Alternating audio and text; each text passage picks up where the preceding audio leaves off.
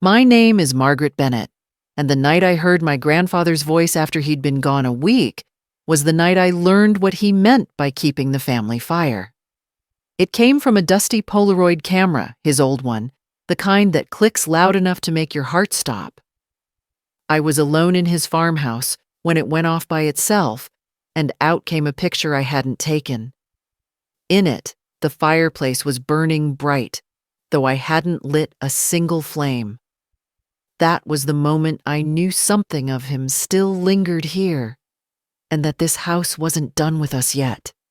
The day of his funeral had been the gray kind of Indiana day, flat sky, damp wind, nothing to hold on to. Folks from the town came and went, pressing my hands, saying he'd been a good man, the kind that didn't say much, but meant every word he spoke. My cousin Paul stood near the casket, with that same stiff look he'd worn since Grandpa took his last breath. He was the one who'd stayed here taking care of him, though most of the taking care had been done by the visiting nurse and the neighbors who brought casseroles. When the preacher said the final amen, Paul slipped an arm around his wife Dana and nodded to me. "We'll head back to the house," he said. "I've got to start sorting through things." Sorting through things. That phrase sat heavy in my stomach. Grandpa had been gone less than a day, and already Paul was dividing up what wasn't his. I didn't argue, not yet. That evening, when I reached the farmhouse, Dana was already taping boxes shut. The walls looked naked, like the soul of the place had been stripped out. The mantel where Grandpa kept our family photos was empty, except for the old Polaroid camera. I reached for it, brushing the dust away. The leather strap cracked under my fingers, but it still felt warm, as if someone had held it recently. "Careful with that thing," Paul called from the kitchen. "Doesn't work anymore." He couldn't even remember how to use it at the end. I didn't answer. That camera had been Grandpa's favorite toy. He used it to photograph birthday storms rolling over the fields, and sometimes just us sitting by the fire. He always said pictures kept the truth honest. By morning, the lawyer, Mr. Daniels, confirmed what I'd feared: no will had been found. Grandpa had mentioned one years ago, but it was nowhere in his papers. Without it, everything would fall to the next of kin, and since Paul had lived with him, the house was as good as gone. When I told Paul I wanted time to look around before signing anything, he gave me that half smile people wear when they think they've already won. "Take all the time you need, Maggie," he said. "But this place needs someone who can keep it up."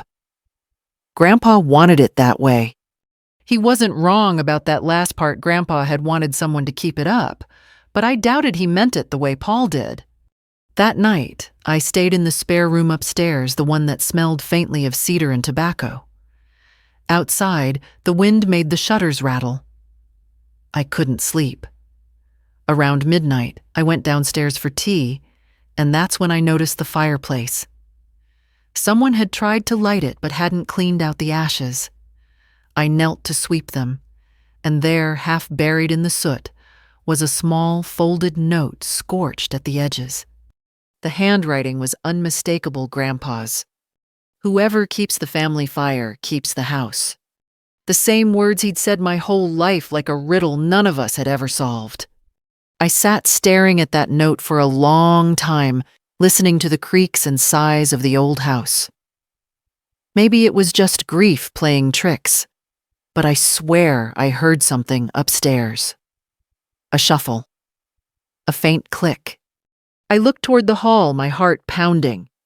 "Paul," I called. No answer. Then it came again, another click, softer this time, from the living room shelf. I turned toward the sound and froze. The Polaroid camera was facing me now, though I'd left it turned toward the wall. My fingers shook as I picked it up. I pressed the shutter button, expecting nothing. Instead, it whirred to life, spitting out a photo. The film was blank at first, but slowly the faint outline of light and shadow began to appear. It showed the fireplace behind me, except in the photo, it wasn't cold. Flames danced bright and orange, and in that firelight sat a man's silhouette, his posture unmistakable. Grandpa, pipe in hand, head slightly bowed, as if he'd never left at all. I dropped the picture. My throat closed.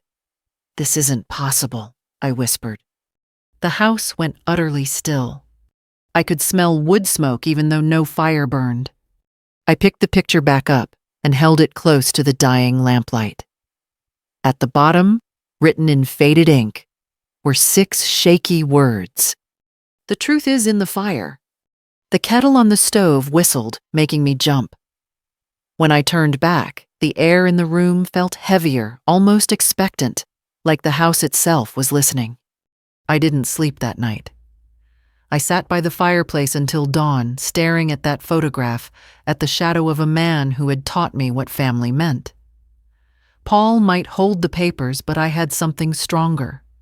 A whisper from the past, and the strange, certain feeling that Grandpa had left me a message no one else could find.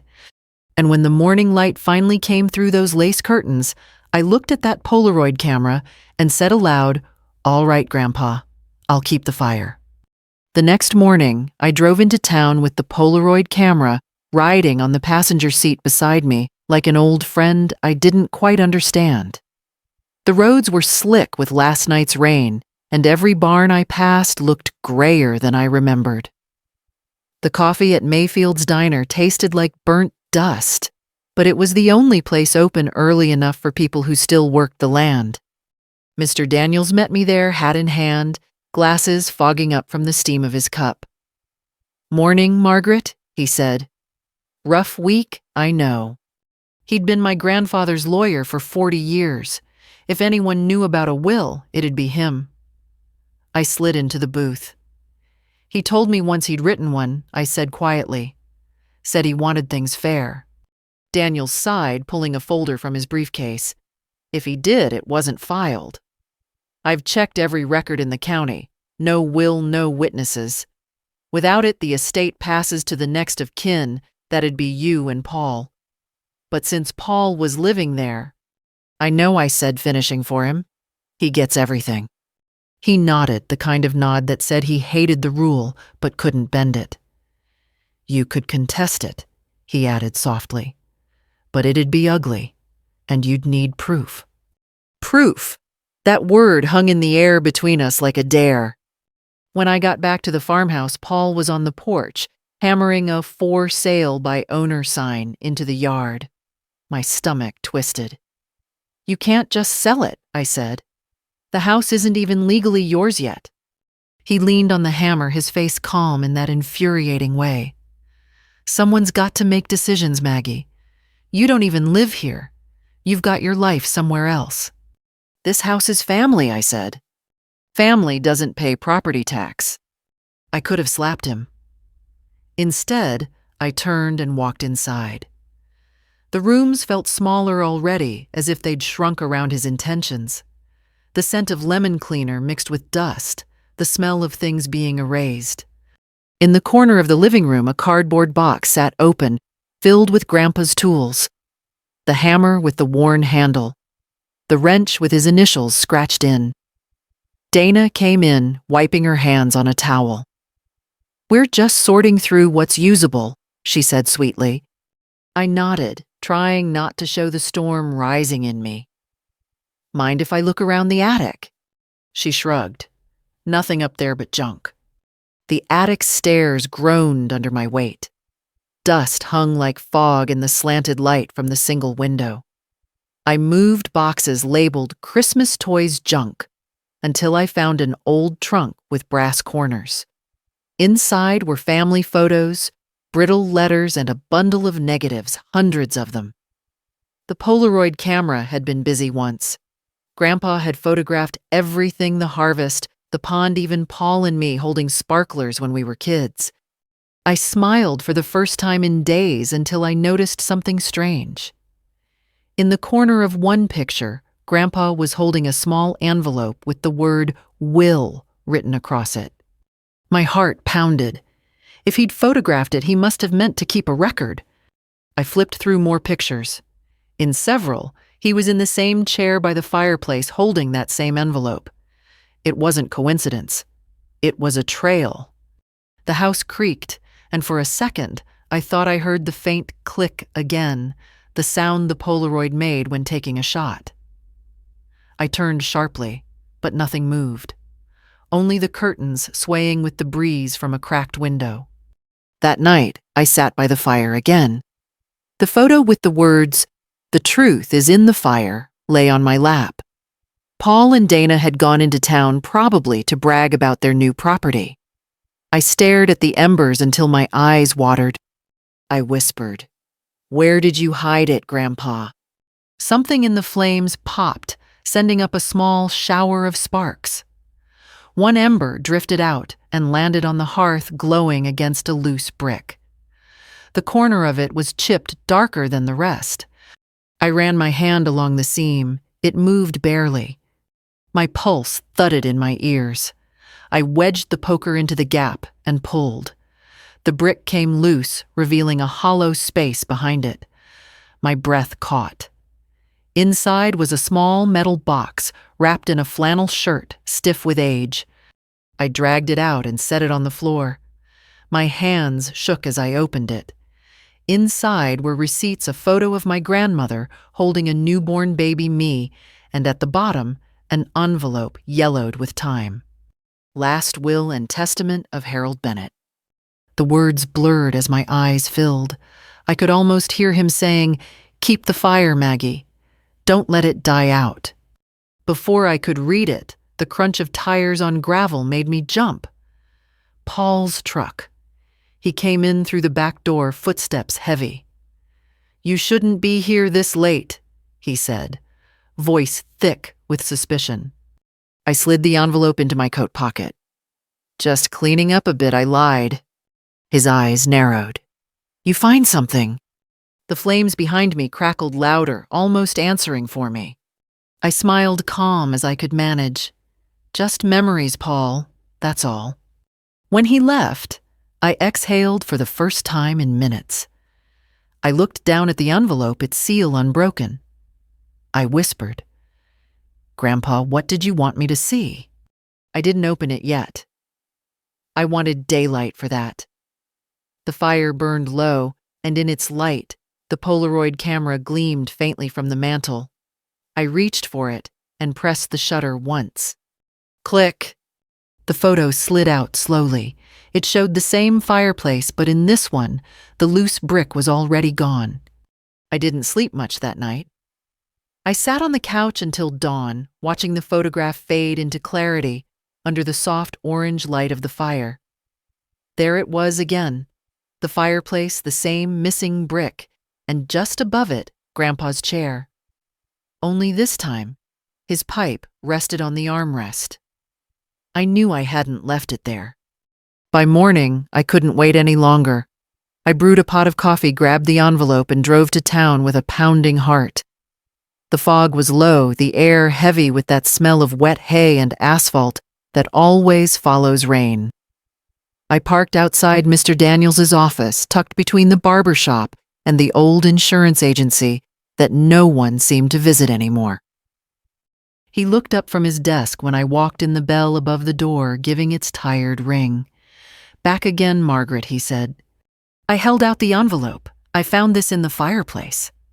He stared at it, eyebrows raised. "Where exactly?" "In the wall, behind a loose brick." There was a note. Grandpa wrote that the truth was in the fire. Daniels took the envelope carefully, like it might crumble under his fingers. He slit the edge open and began to read silently.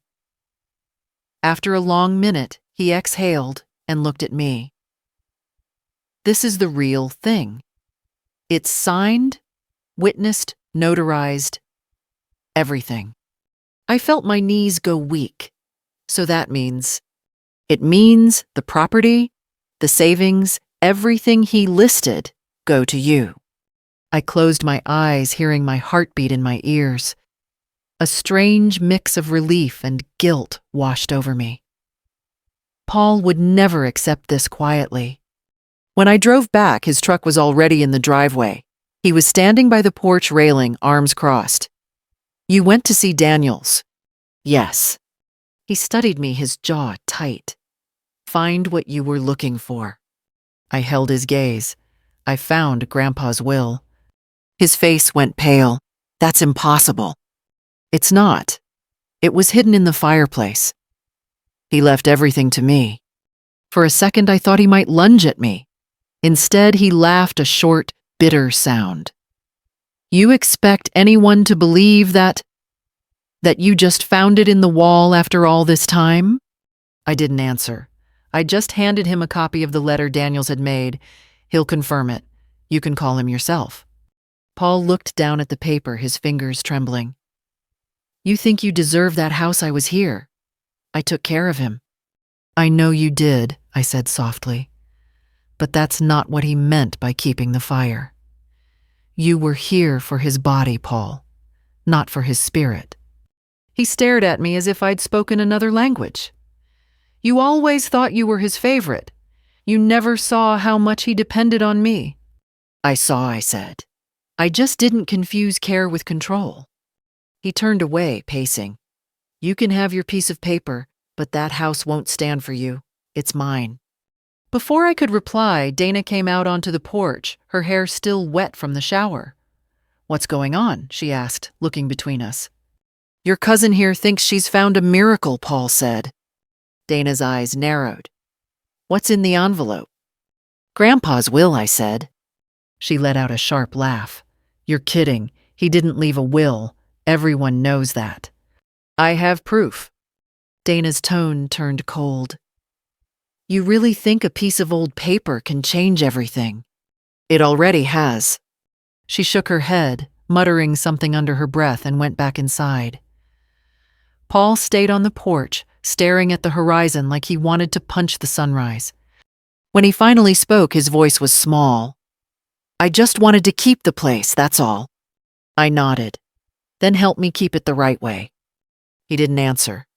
That evening, I drove out to the edge of the property, the old maple grove, where Grandpa used to tell stories about his youth. I needed air.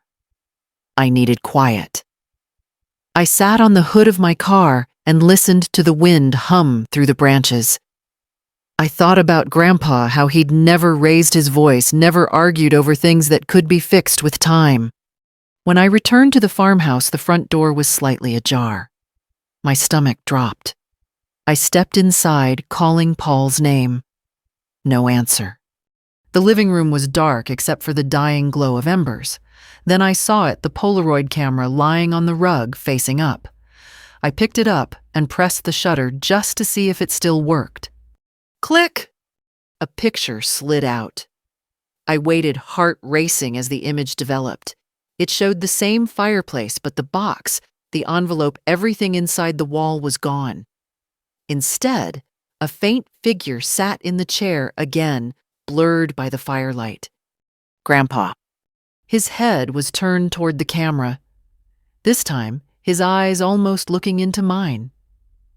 Written along the bottom edge of the photo were words in the same shaky handwriting. "Don't fight the flame. Let it warm, not burn." I felt tears sting my eyes. I didn't know if it was a sign or my grief inventing meaning, but I understood. This wasn't about ownership. It was about legacy and peace. The next morning, I went to the courthouse with Daniels. We filed the will officially. Paul didn't show up. When I came back that afternoon, his truck was gone. On the kitchen table, under a cold cup of coffee, he'd left a note. "You win. I can't stay here." I sat at that table for a long time, reading the words over and over until they blurred. Then I turned to the fireplace, where the last ember glowed faintly, refusing to die. I picked up Grandpa's lighter from the mantel and whispered, "I'm not letting it go out." I didn't see Paul for 2 days after he left the note. The quiet should have been comforting, but the house felt heavier without anyone else in it, like it was holding its breath, waiting for me to do something. I spent those first nights cleaning, organizing, opening windows to let the musty air out. I told myself I was just trying to make the place livable again, but deep down, I knew I was afraid of what silence might reveal. On the third morning, the air smelled of rain again. The clouds hung low, and the fields out back shimmered silver in the mist. I made coffee, sat at the table, and unfolded Grandpa's will once more. Every word felt like it had been written for me alone. To my granddaughter, Margaret Bennett, who kept the family fire burning in spirit when the rest let it fade, I leave the house, its land, and the tools within. To my grandson, Paul, I leave what he already has, his strength, his hands, and the freedom to build elsewhere. I read that line over and over. It wasn't cruel. It was loving in its own stubborn way. Grandpa wasn't punishing Paul. He was setting him free from the bitterness that had already started to consume him. I folded the paper carefully and placed it in a drawer near the mantel. I decided I'd light the fireplace that night, not because I had to, but because it felt right.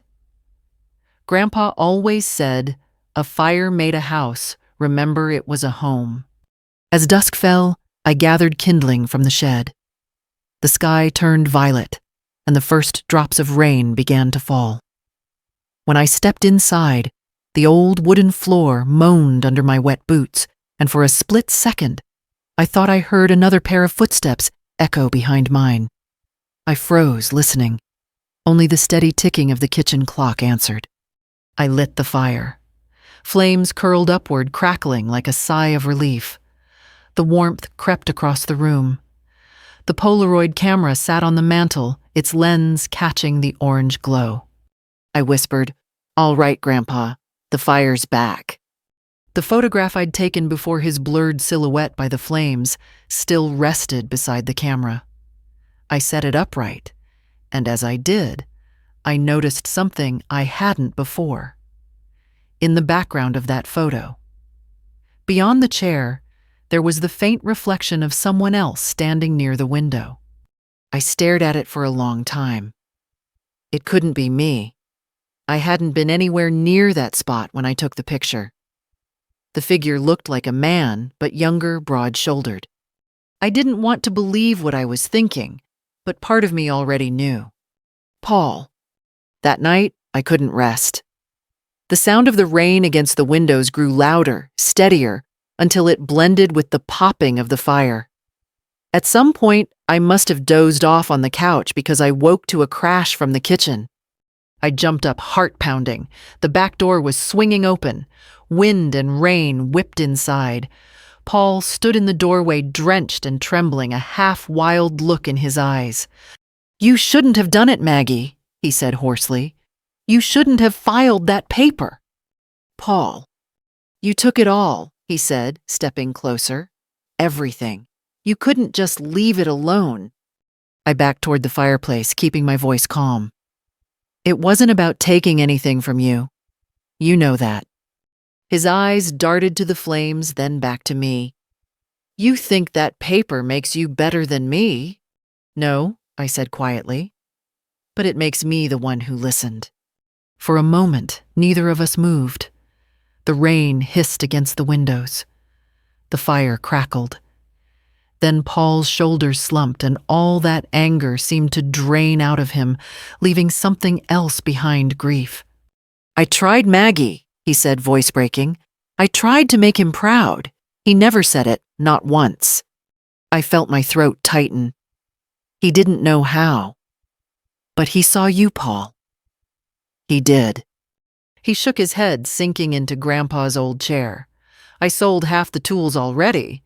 Figured they were mine to sell." "They can be yours again," I said softly. "Not to sell this time, to build with." He looked up at me, confusion in his eyes. "You're serious?" "Completely. Grandpa didn't want us to hate each other over this place. He wanted it to stay alive. If you'll help me keep it that way, it's still yours too." He didn't answer right away. His gaze drifted to the mantel, to the Polaroid camera. "That thing's been clicking at night," he muttered. "Thought it was just the wind." Maybe it's Grandpa reminding us what we're doing wrong, I said, smiling faintly. Paul gave a short laugh, the first real one I'd heard from him in months. Maybe he's taking pictures to prove we finally got it right. I handed him a towel and poured him some coffee. He sat by the fire until his hands stopped shaking. We didn't say much more that night. Words weren't necessary. The fire did the talking for us, filling the space between guilt and forgiveness. When he finally left, he turned at the door. "I'll fix that fence out back tomorrow," he said. "Guess it's time I built something that lasts." After he drove off, I sat alone again. The rain had stopped. The fire was burning low but steady. I reached for the Polaroid camera, pressed the shutter, and waited. Click! The photo slid out. It showed the same room, the same fire, but now there were 2 chairs in front of it, both empty. And at the bottom, in Grandpa's familiar, shaky handwriting, were 5 words. "The fire's yours, keep it." I placed it on the mantel beside the others and whispered, "I will." The next morning, sunlight poured through the lace curtains for the first time in weeks. It felt different, cleaner, lighter, like the house itself had unclenched. The air didn't carry that heavy stillness anymore. I stood at the window, coffee in hand, and watched Paul's truck rattle down the driveway. He waved once as he passed, and I waved back. It wasn't much, but it was more than we'd had in years. That day, I opened every window, letting the wind roll through the halls. The scent of wood smoke mixed with spring air. Dust floated in golden beams, swirling like little ghosts, saying their goodbyes. I smiled, realizing the house didn't feel haunted anymore. It felt awake. Paul came back that afternoon, true to his word. He brought nails, a hammer, and that quiet focus Grandpa had always admired in him. "Fence line's still half rotten," he said. "If we don't fix it now, the ground'll swallow the posts." "Then let's fix it," I said. For the next few hours, we worked side by side. He didn't talk much, but I could tell something inside him had softened. When the final board was nailed in, he leaned against the truck and looked out at the fields. "Guess the place doesn't look half bad," he said, squinting against the sun. I laughed. "You mean it doesn't look like a ghost house anymore?" He chuckled and kicked at the dirt. "You're gonna stay right. Not sell it." "I'm staying," I said firmly. "Someone's got to keep the fire." He nodded, then looked away quickly as if he didn't want me to see the relief in his face. Over the next few weeks, the house began to heal. The porch swing creaked again, the garden sprouted green shoots, and neighbors started stopping by with pies and conversation. One of them, old Mrs. Keener from the photo shop, came by with a box in her hands.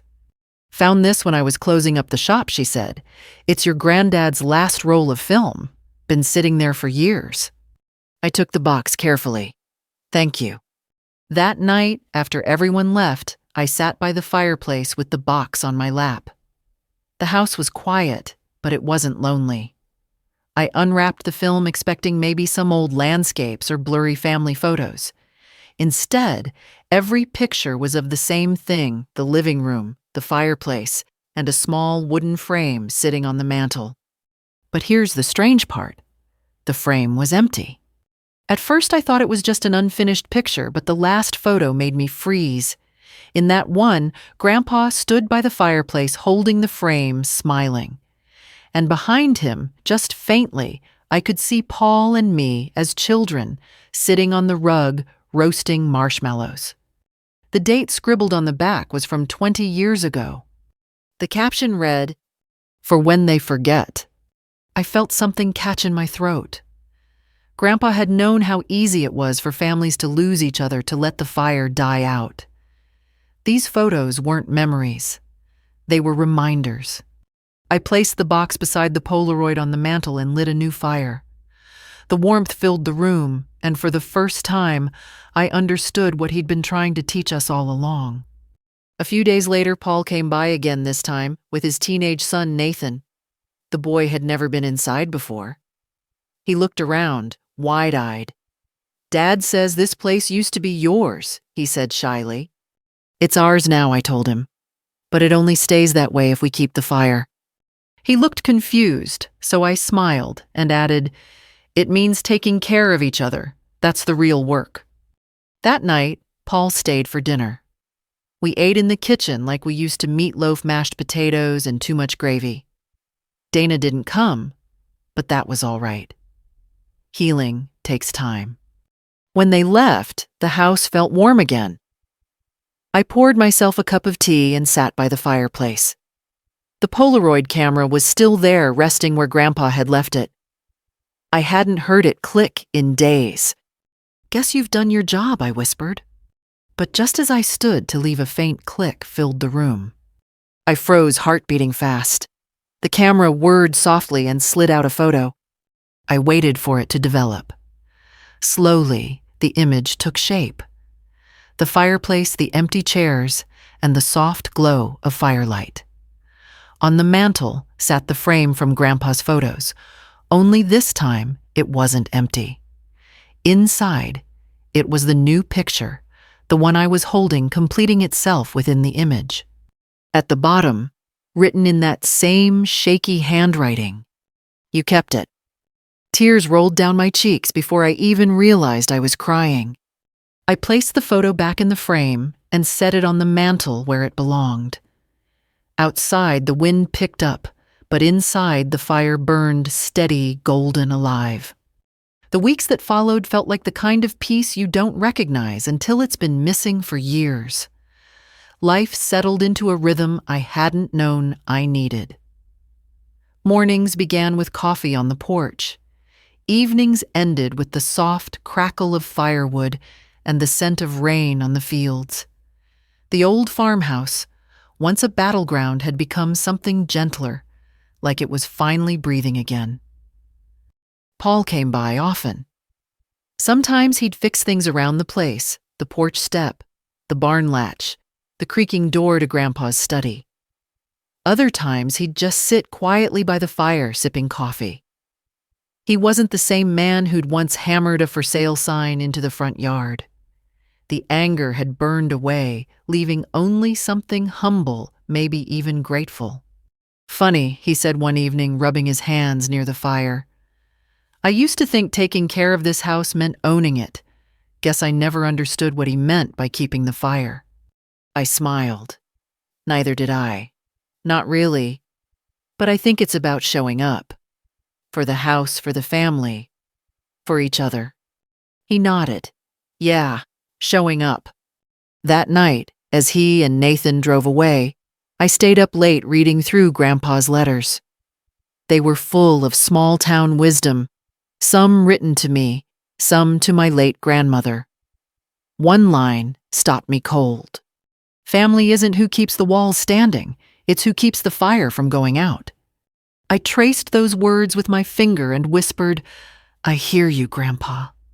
The next morning, I decided to restore the garden out back. It had been overrun with weeds since before Grandpa passed. I found his old spade rusted, but still sturdy, and spent the day turning the soil. By evening, my back ached and my hands were blistered, but I hadn't felt that alive in years. When the sun began to set, Paul and Nathan came back with lumber in the truck bed. "Fence needs more work," Paul said, smiling. "Thought we'd do it right this time." We worked until the sky turned pink, then orange, then deep purple. Nathan told jokes that weren't funny, but made us laugh anyway. Paul built while I planted. The sound of hammers and laughter replaced the silence that had haunted the property for months. Later, we lit a small bonfire out by the fence. The flames mirrored the ones glowing in the living room fireplace. Paul stared into it for a long time before saying, "You know, I used to think he loved you more. I didn't look away from the fire. He didn't. He just knew I needed reminding more than you did." Paul gave a small laugh. Guess we both needed reminding. When the fire burned low, we sat watching the last embers. Nathan fell asleep on a blanket by the fence, the kind of deep, peaceful sleep only kids, and old souls know. Paul stood stretching. "You keep this up, Maggie," he said softly. "You'll have this place glowing like it did when we were kids." "I couldn't do it alone," I said. He nodded and looked back at the house. The windows glowed warm against the darkening fields. "Grandpa would have liked this," he said.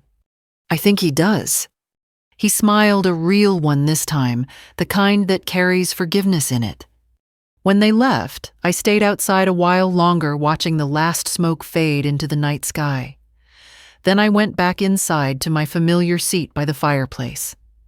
The Polaroid camera was still on the mantel, quiet now, almost reverent. I pressed the shutter once out of habit. The photo slid out with that same gentle whir. I laid it on the table while it developed and stared into the fire. A few minutes later, I looked down. The image was different from all the others. It showed the whole living room perfectly still. The fire was bright, and the mantel gleamed with all the old photos I'd restored.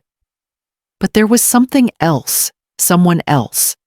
A faint figure near the doorway. Not scary, not ghostly. Just standing there watching, as if making sure everything was finally in its right place.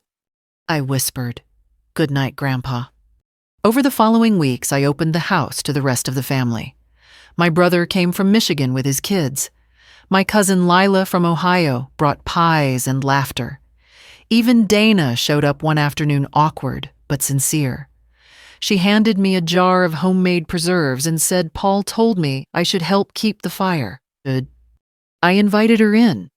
We ended up talking for hours. Not about the will or the fights, but about the small things, recipes, the weather. How Grandpa never let anyone win at checkers. When she left, she hugged me. "I'm glad you stayed," she said. So was I. The house that once divided us was slowly stitching us back together.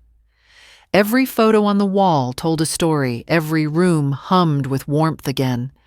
One night while putting away dishes, I noticed something new. A faint glow came from the Polaroid camera.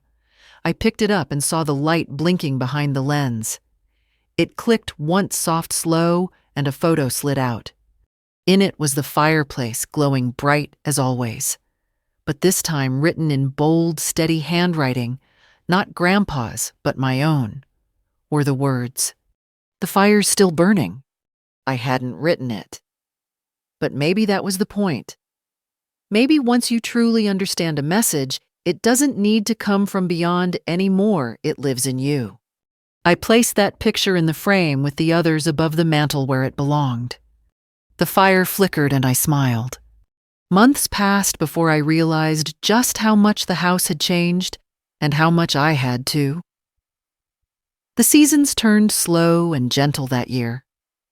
Winter melted into spring without the usual Indiana tantrum of storms and cold snaps. Flowers bloomed early along the fence Paul and I had rebuilt, and every time I saw them, I thought of Grandpa's steady hands guiding ours when we were children. The house had found its heartbeat again. Laughter echoed in the kitchen. The smell of cornbread drifted through the halls. Some evenings, Paul and Nathan came by for supper. Sometimes the neighbors joined. It wasn't about family property anymore. It was about family presence. One Sunday, I caught Nathan sitting by the fireplace, staring at the Polaroid camera on the mantel. "Does it really take pictures by itself?" he asked. I smiled. "Sometimes. But only when it has something worth remembering." He grinned. "Can I try?" "Sure," I said, handing it to him. "But be gentle. That camera's older than your dad." He laughed and pressed the shutter. Click. The photo slid out, humming faintly as it developed. Slowly, the image appeared, the three of us, Nathan, Paul, and me, standing in front of the fire. Nathan gasped. I didn't take that. Paul leaned over his shoulder and smiled. Maybe the camera knew what mattered most. We pinned the picture above the mantel, right next to the one that said, "You kept it." The two images, past and present, seemed to belong to the same story. That night, after everyone left, I sat in the quiet, and watched the flames dance. The light flickered across the old photographs, touching faces that were long gone and faces still here. I thought about Grandpa's voice, about all the lessons buried in his simple words. Revenge had never been part of this story, not really. Justice came in the form of peace, not punishment. The house had taught me that. Grandpa had taught me that. A few weeks later, I decided to record a message of my own. The Polaroid couldn't speak, but I could. I found an old cassette recorder in the attic, the one Grandpa used for church songs, and set it beside the fire. When I pressed record, my voice trembled, at first, then steadied. This is for whoever comes after me. My name's Margaret Bennett, and this house has seen the best and worst of us. We fought over it, nearly lost it, and found each other again because of it. If you're listening, know this. Keeping the family fire doesn't mean holding on to everything. It means knowing what to let go of and who to hold close. Don't let bitterness take root here. Let warmth do the work. I stopped the tape and sat still for a long moment. The fire cracked softly, almost like approval. Outside, the night was quiet, except for crickets and the low hum of wind through the fields. The stars hung over the roof like old guardians. I thought about all the nights Grandpa must have stood here, looking up at the same sky, wondering who would keep the light after him. I smiled. "It's still burning, Grandpa," I whispered. The next morning, I found a surprise on the front porch. A small envelope rested on the welcome mat with my name written in Paul's handwriting. Inside was a photo, the one of Grandpa the fireplace and that faint figure behind him. Only now, someone had written below it. Some fires never die. There was no signature. There didn't need to be. Later that week, I decided to invite everyone for a reunion. Nothing fancy, just food, laughter, and stories. Word spread quickly. By Sunday afternoon, the yard was full of chairs, kids chasing dogs, and the smell of apple pie cooling on the windowsill. At sunset, we gathered around a bonfire out back, just like when we were kids. The light painted everyone gold, the living, the remembered, and the loved.